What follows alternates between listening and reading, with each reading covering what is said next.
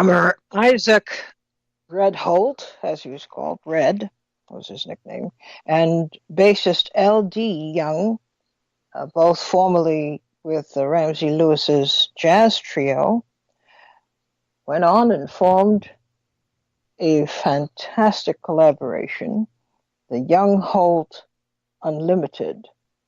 And this was one of the songs that catapulted them, not songs, but tunes, one of the tunes that catapulted them to international fame.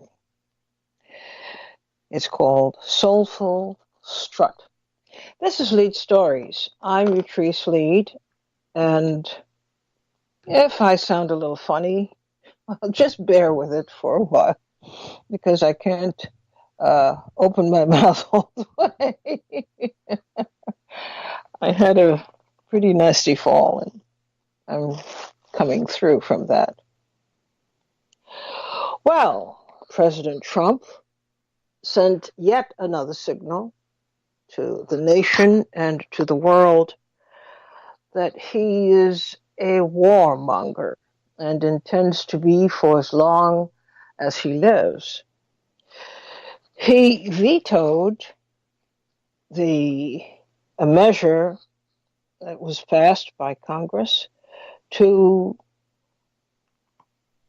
stop U.S. involvement in the war in Yemen. And he seems to think that this was an affront to him personally, that people wanted to stop the war. Although the votes were decidedly on the side of stopping the war, stopping U.S. involvement, I should say, in the war, President Trump vetoed the measure. And so we have, in fact, this is no longer theory now, we in fact have a person in the White House who absolutely believes that there's nothing like a good war to shore up your credentials as a president. Now, the war in Yemen, as you know, is a contrivance of the Sauds, and it suits the purposes because it keeps the Saudi interests going.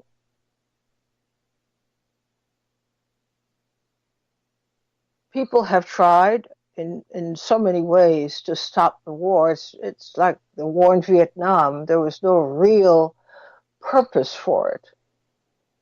The U.S. was not under direct threat or attack or anything, but the United States and corporate interests in the United States saw an advantage in acquiring the assets of a country and in acquiring the land and in dominating or establishing a beachhead in an arena where they thought, I should say, it was pivotal to U.S. interests to have a base of operations. But mostly it was about money. Corporations and the money they made from the assets of a country. And the reasoning was, or had to have been, that all we have to do is drop a couple of bombs, kill off as many people as we need to, and get a hold of this country. It would be of strategic importance, but more so, it opens up new markets for the United States. You have all these raw materials, and it's principally rubber. When you have a nation that was the leading manufacturer of automobiles, well, and you have a country that was a leading supplier of rubber to make tires for those automobiles, you have a marriage made in heaven.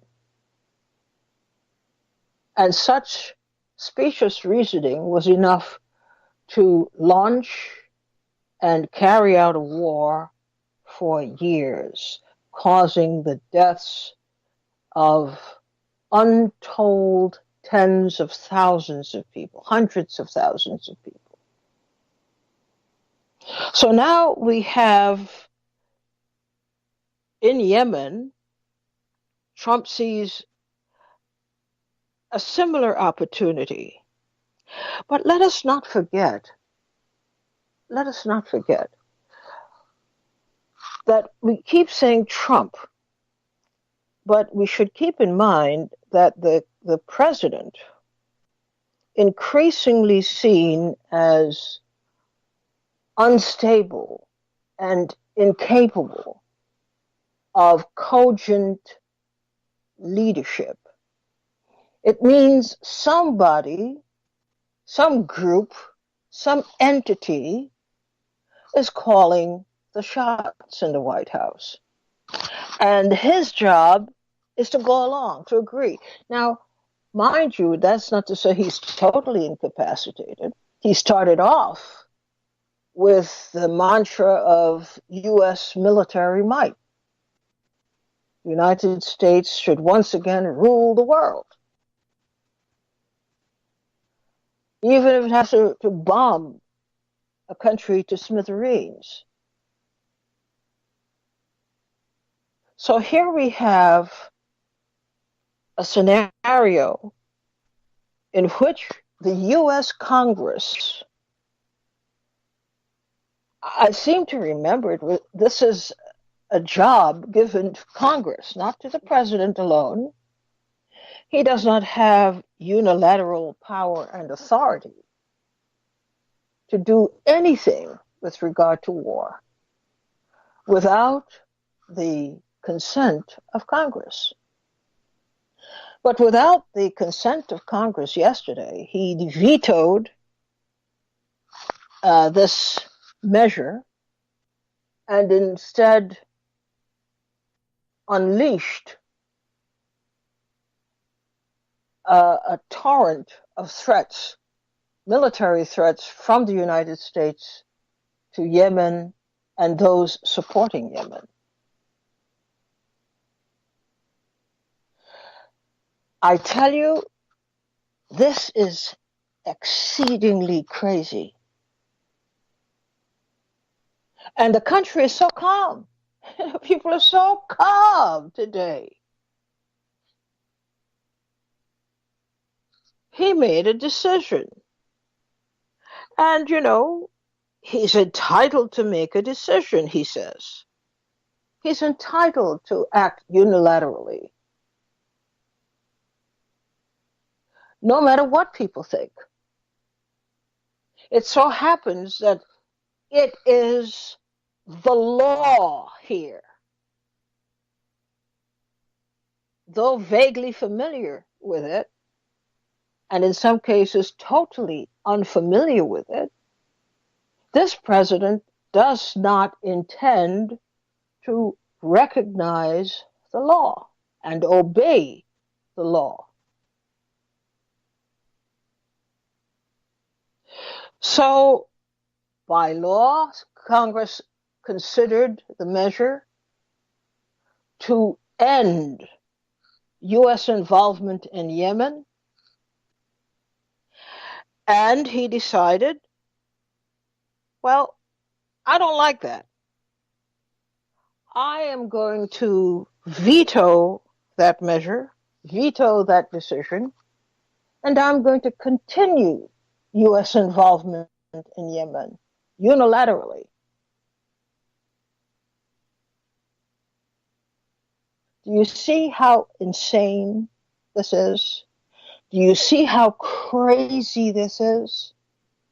How dangerous and provocative it is? How it disregards the law and disregards the power of Congress, which represents the people? Congress spoke. and voted on the measure that the U.S.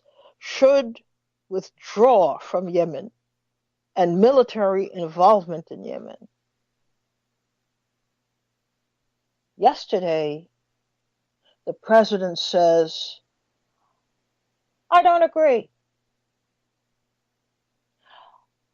I hear what you're saying, but I'm not listening too deeply because I am the power here. My opinion matters, not yours. And has the nerve, because this is the nature of his illness, it is so tied up with his sense of ego, his sense of self, his sense of power and authority, that irrespective of what the law says, he cannot abide any law superseding what he perceives to be his power and authority as president. And today, when this nation should be in the streets, because you see, it's not just that Trump has an over-exaggerated opinion of himself. That is not the issue. He is bound to obey the law. That's what people have been saying all along. You have to obey the law. You can't pick and choose. This is a constitutional matter, a constitutional demand. You must obey the law. A vote is taken. The vote reflects the thinking of Congress, that is, the thinking of the people. And this vote said that they do not wish any more military involvement in this ridiculous, needless war. The president takes it upon himself and says, don't pay them any mind, because I am intending to continue this war. I have the power to do so, and I will do so. It is a flagrant abuse of power. Flagrant. This is as flagrant as a tantamount to a president appointing himself dictator. He is running the country by himself. Whatever he feels like doing, he'll do. And you with your stupid constitutional laws can go to hell. This is his attitude. And if there's any further proof needed that this president is completely out of control, I don't know what else is needed to prove the point.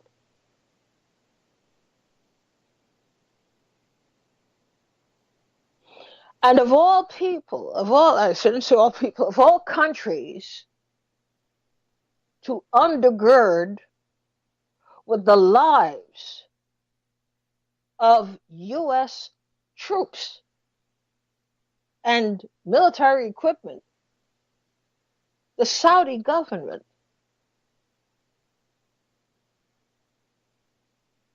You break the law, you throw out the decision of Congress unilaterally, and all to support Saudi Arabia. There's something going on here.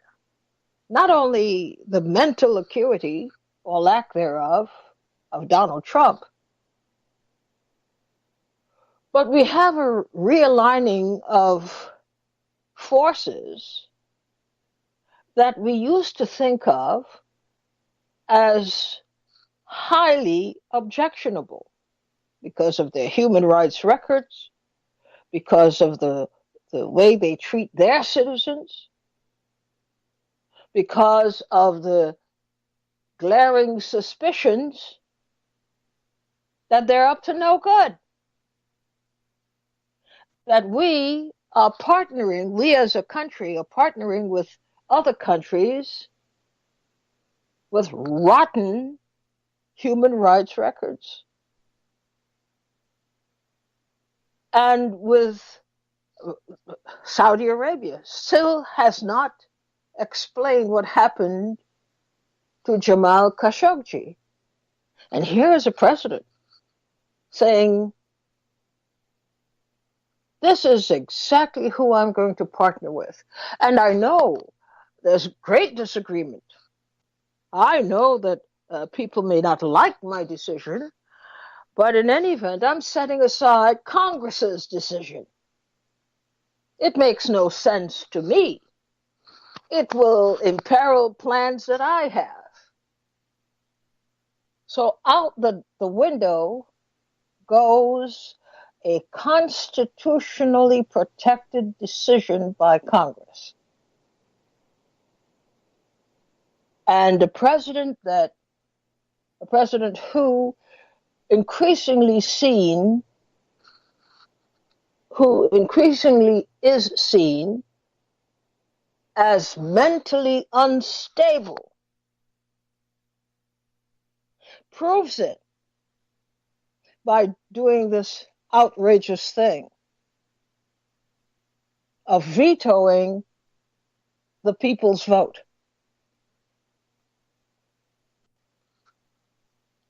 Now,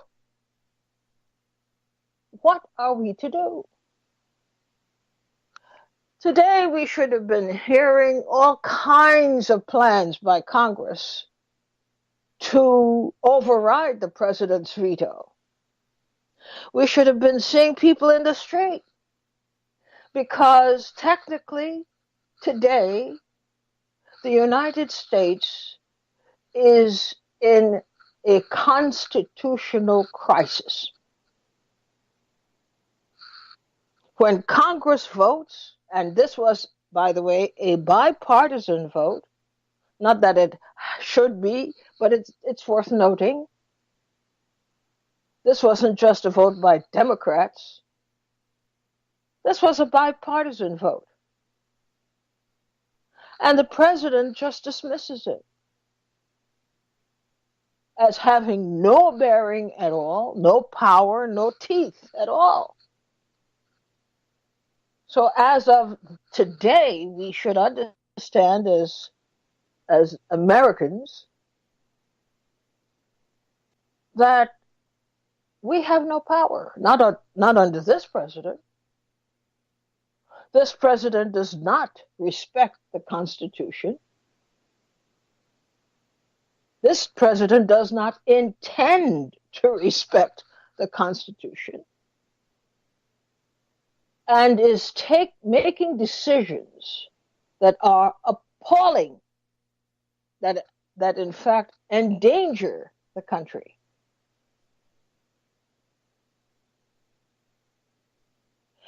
And I don't know what is it in Washington.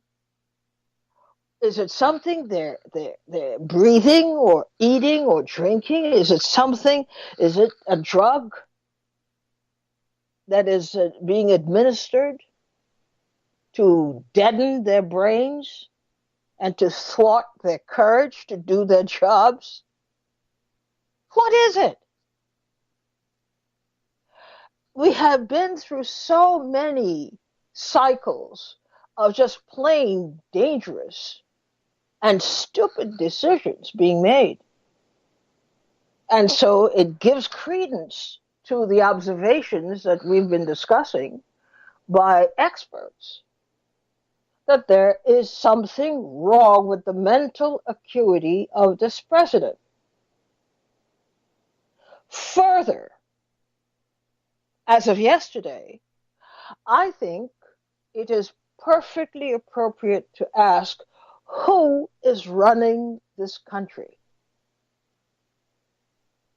If Donald Trump, by expert opinion, is in trouble, there are certain things he simply cannot do. He cannot make sense of things the way a person who is stable can do that. He is detached from reality. He is easily swayed. So who is running the country? Is it the case now, and it's a legitimate question, is it the case that a bunch of people make decisions and then they have Donald Trump articulate those decisions that they make as President of the United States? Who is running this country?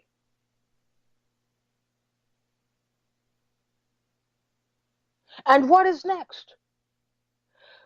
The people's representatives have said X.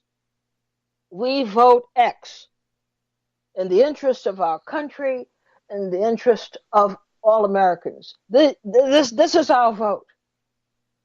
And the vote turns out to be overwhelmingly to end military involvement in Yemen. That seems straightforward. And before the day is done, the president comes in and says, I'm not for that.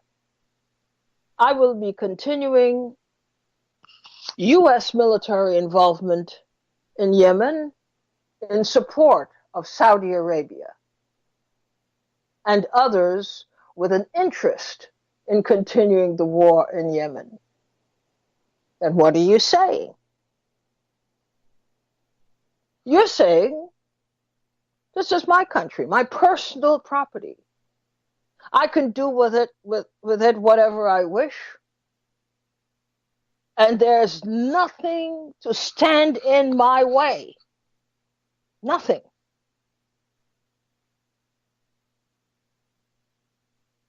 And it's not like this kind of action is taken every day by a president. This is a very rare occurrence that any president would seek to veto such a vote by Congress. So we are in trouble. And why then does it appear, or is it being made to look like, we are just fine, thank you very much? There's nothing to be afraid of. But I would advance a theory that President Trump's capacity to make cogent decisions is so diminished that for some time now, a secret group of people, not necessarily the same people all the time, but groups depending on interest in the situation, come up with, quote, a policy position, unquote, and hand it to him and say, now go out there and tell the world this. You'll see how smart it is. It's a smart decision. Oh yes, I agree. I quite agree. And there we have a presidential order, a presidential decision. So now we have to do a couple of things. This, first and foremost, must be overridden. This action by the president, just to comply with constitutional demands. Override it. Override it.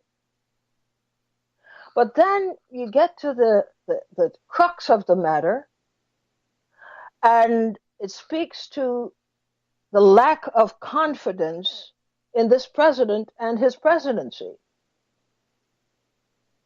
How do we deal with that? Can we wait 2 more years of this kind of reckless behavior and decision making before we conclude what we already know?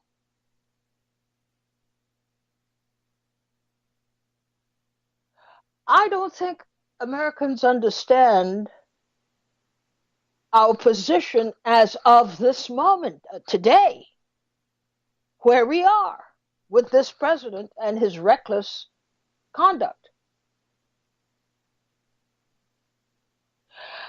And that's not the only thing that should be thrown into the pot for consideration as we speak. The president has pretty much ordered the military to get ready for war in Venezuela. And it is no idle threat. How do we know it's no idle threat? President Nicolas Maduro has asked for militias, 1 million people to volunteer to defend the country.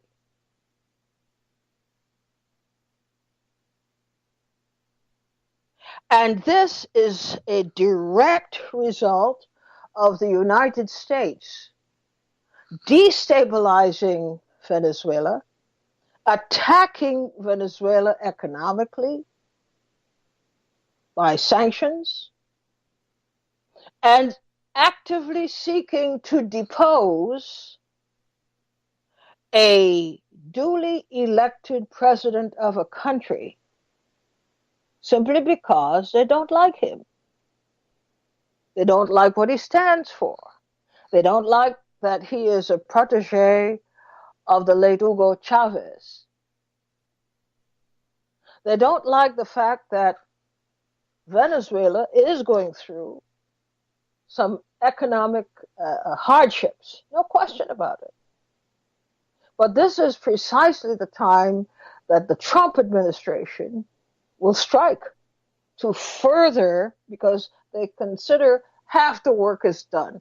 The people are fed up of all these sacrifices and power outages and shortages of critical life-saving food and medicines.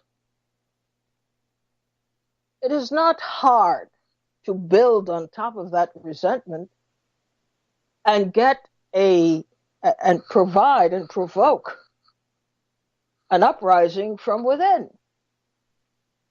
which is what the United States has been doing. Again, in flagrant violation of international law.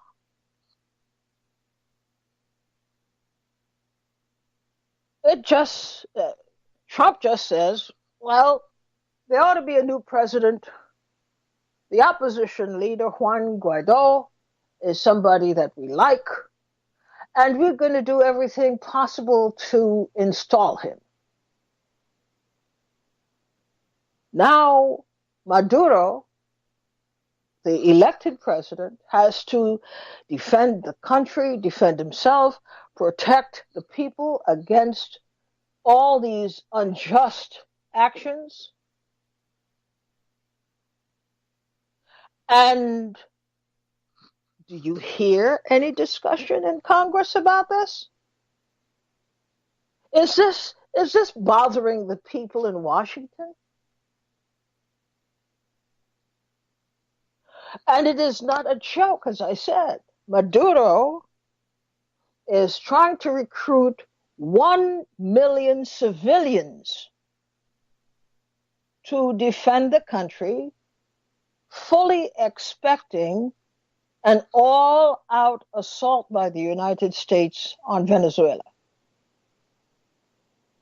Similarly, we have Russia, China, and Cuba as superpowers who literally are on standby, expecting something serious to happen and committing themselves to defending Venezuela against what every country in the world should see as unacceptable actions by the United States and illegal actions by the United States according to international law.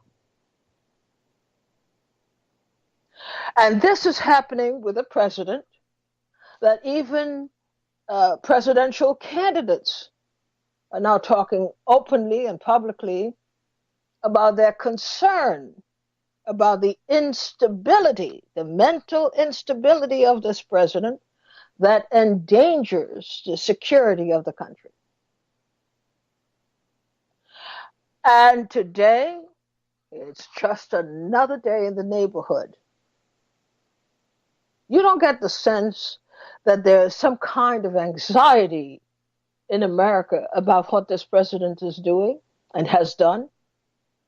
You don't get a sense that Congress is flying all over the place to try and get a handle on this and to rein this president in. You don't get a sense that this bothers the power-making heavyweights at all. Not the power-making, but the policy-making people at all. Life just goes on.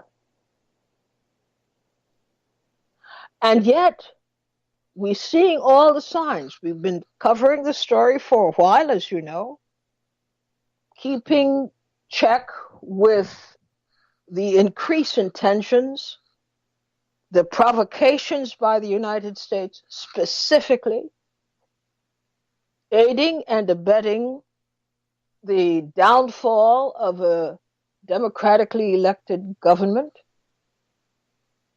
And we have the pretense, we have the temerity to pretend, I should say,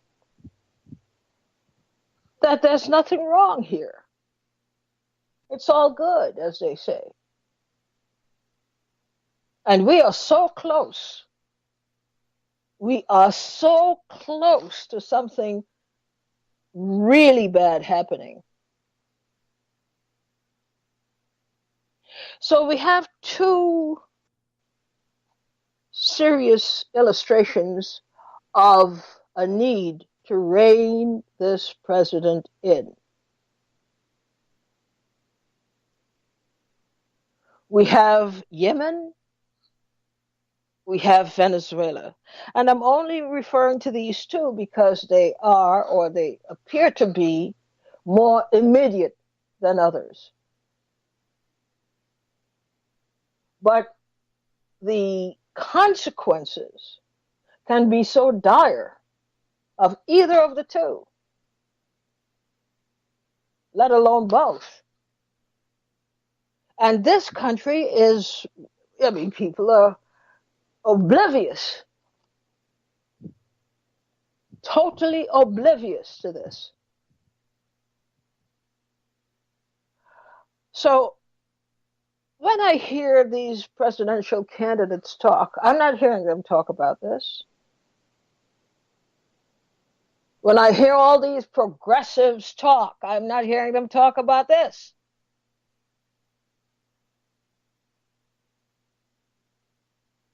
When they talk about policy decisions, I'm not hearing them talk about this.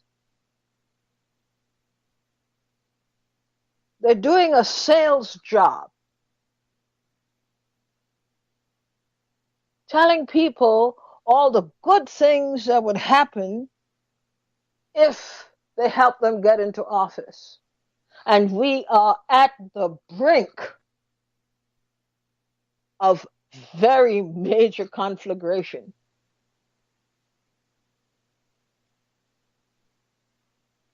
So I ask you, what are we to do?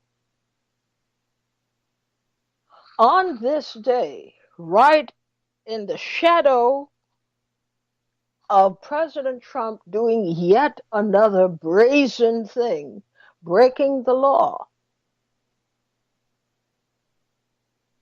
breaking the constitutional protections that we, the citizens, presumably have to keep a president who might be off his rocker in some kind of check.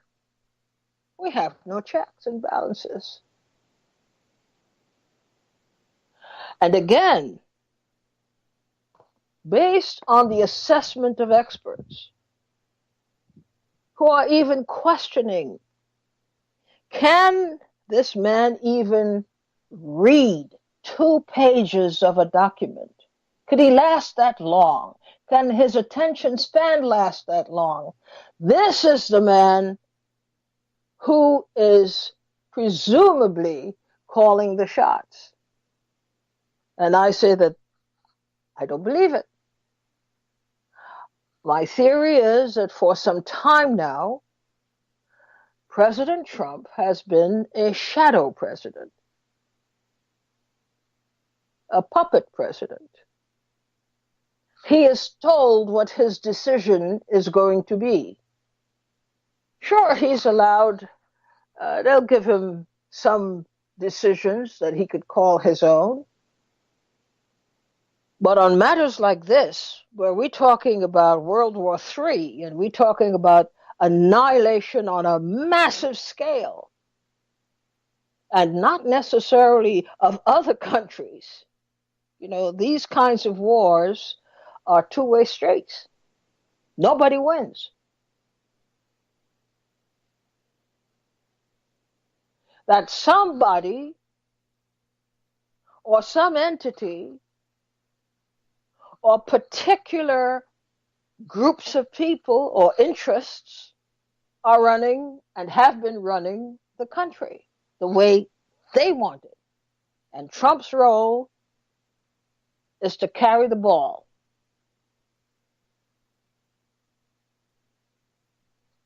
I'll take this break.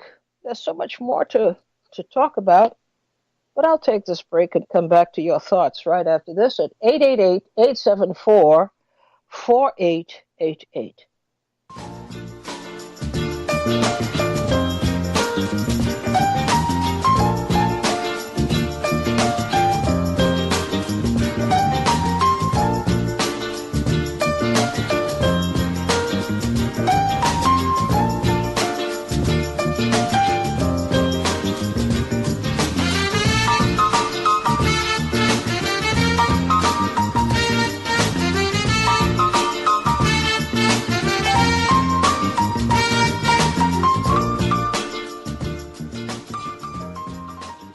You're listening to Leid Stories on PRN.FM. I'm Utrice Leid.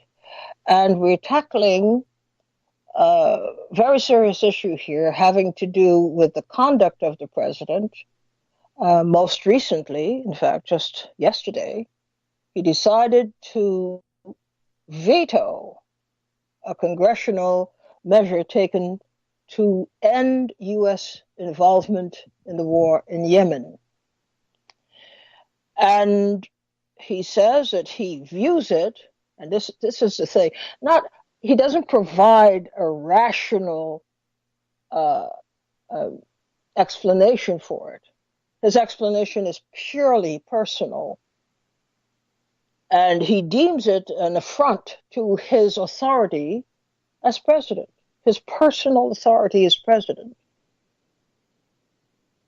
And he's not going to put up with an affront to his authority, his constitutional authority as president. And the other matter, in reaction to the president's actions and what his administration has indicated to the world community of nations, we have Venezuela now feverishly trying to put together a civilian defense force of 1 million people. Now, that is the severity of the problem. This is not a joke. They're not taking the threats from the United States lightly. And even within the constraints that they are dealing with of US imposed sanctions and other punitive actions against Venezuela, which the United States has made no secret that it wishes to have a change in leadership.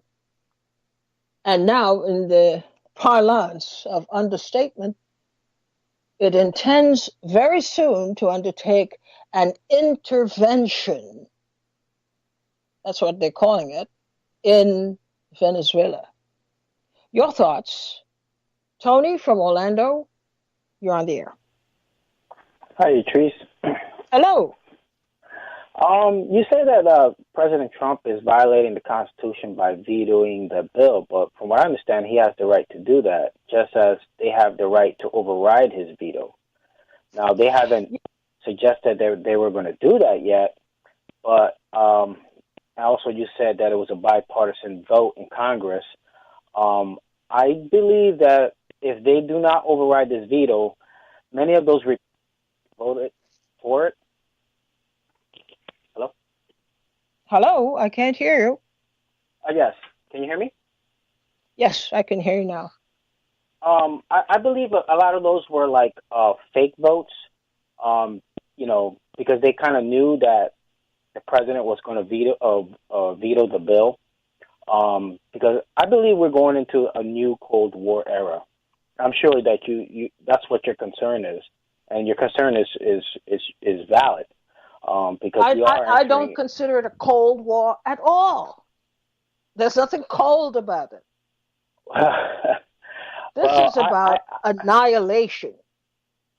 Annihilation. Yes, inevitable. For annihilation. It's worse than the previous Cold War. It's going to be worse than the previous Cold War, and I'll tell you why. This time around, it's not just the United States and Russia. This time around, you have China, which has become a major superpower compared to when the previous Cold War was. And also now you have Islamic nations that have been divided between the Sunnis and the Shia. And you have Iran and Saudi Arabia going at each other. And the United States has chosen to ally itself with the Sunni nations, such as Saudi Arabia. That's why we're seeing this vote against Yemen, because Yemen poses a threat, a Shia threat to Saudi Arabia, and they belong to the. I mean, you have a handle on it. I'm asking you to now evaluate the conduct of the president and the United States, with all that you've just said and all that you clearly understand in terms of the dynamics of the situation. Well, what the conduct that you see is a reaction, because the United States had enjoyed superpower greatness for a long period of time since the collapse of the Soviet Union. And now that that Russia is becoming a superpower again under Putin, they feel that it's a threat to them. And I'm not talking about that. I'm asking. We have supposedly a president of the United States, and we are supposedly a nation of laws. And that's why I said that today, he did. I don't see how he broke the law by vetoing the bill. Pretending that this president has not been violating the law. But I don't see how he broke the law by vetoing the bill. He has he can legally veto the bill. Sure, except this is the first president to do it. I understand that. He has set precedents with it, but with this vote. He's not a conventional politician. Oh, that's why, for crying out loud. So this has nothing to do whether he's a conventional or... He is not sane. And I understand that's how you feel. Okay, well then let's deal with that. It's not about whether he's a conventional president or... There are lots of unconventional presidents that we could point to. Patrice, there's a lot of people... They know they have a duty to operate within the law. Since when is it a conventional thing that we should tolerate, we the citizens should tolerate a president saying, I don't like Nicolas Maduro of Venezuela, let's get him out by any means necessary. It's not conventional. That's what I'm saying. This guy, there's a lot of people, well, we know who are the people that his base, which are the basically it's the Judeo-Christian conservative. No. But I had to stop because you're complicating the issue. It has nothing to do with his base. It has nothing to do with the conventionality or unconventionality of the president. It has to do with a president who appears now to be a dictator, even as he denounces dictators. He is going to do what he wants, whether people like it or not. I don't think he can be a dictator. I don't think this country is going to allow that. He might want to be a dictator. How do you explain that the country is nice and calm today? As if nothing ever happened yesterday. Patrice, in this country, they don't care. The Americans, they're blinded by the capitalism that exists in this country, Patrice. Everybody, that's why Americans have short-term memory. You know, people go about their daily business. All they care about is making money.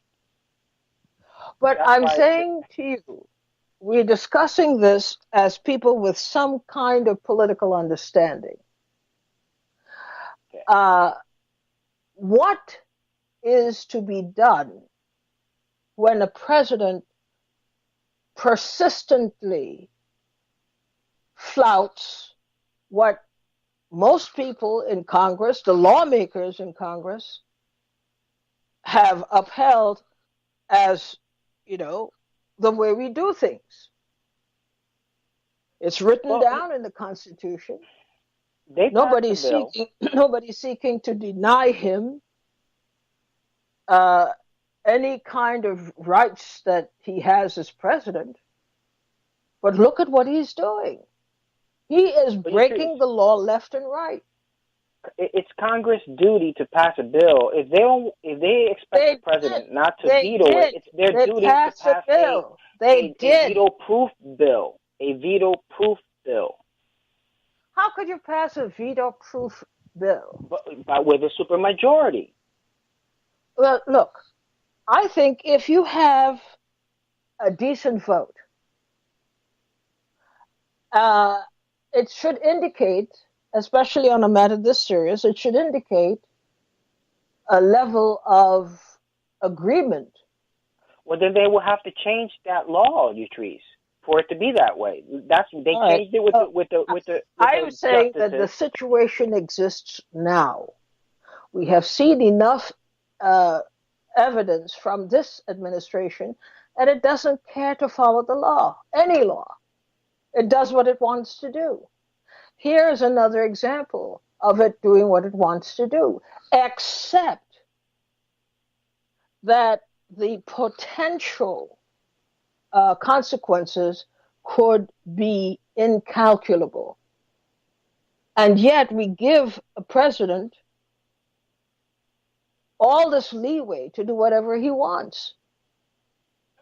It's because on this vote, Patrice, it pertains to, I don't know what you want to call it. I haven't been able to wrap my head around what we call the situation that we're in. But you understand where I understand, where the superpowers that be are going to go at it, okay? And that's what we're seeing with these proxy wars in Venezuela and Yemen. And these politicians, even though they want to run as progressives, are actually capitalists running on progressive ideas. It's easy to lay this at the feet of the politicians. Well, they're the ones who are making the votes and the decisions. The citizens of this country the people of this country who tout their political commitment, they allow the president to get away with whatever it is he wants to do. And not just the president, but you have people that are running for president in 2020 that should be asked these particular questions. Yes, but they're not there yet. And I'm saying that we have people who are already there, who have been there for years, for decades in some instances, and we're letting them all off the hook. I agree with you. This action by the president really is beyond the pale. And the fact that we as the people are not particularly bothered by it is equally terrifying. You have a knife at your neck, and you're acting like, no big deal. Again, the reason why the people in this country are not terrified is because they are blinded by the capitalist system that we have, okay? And so that's what they are. That's what Americans are used to, and anything different than that, they are afraid of. Okay, that's what. Well, you know what? I guess we're in for another round of learning the hard way. Except that this round of learning is going to be very, very, very serious, very hard to deal with. I agree. This is not a joke. I agree, and it's like the closest thing that I can describe it as is a Cold War, but it's greater than that because, like you said, it's an active war that is happening. But that's what we're seeing. We're seeing that, and people are choosing sides. You saw it clearly when the government, Maduro's government, went to the UN, and you saw it right there. They laid the case, and people are having to choose sides, and those are the sides that are going to go against each other, and it's pretty evenly divided.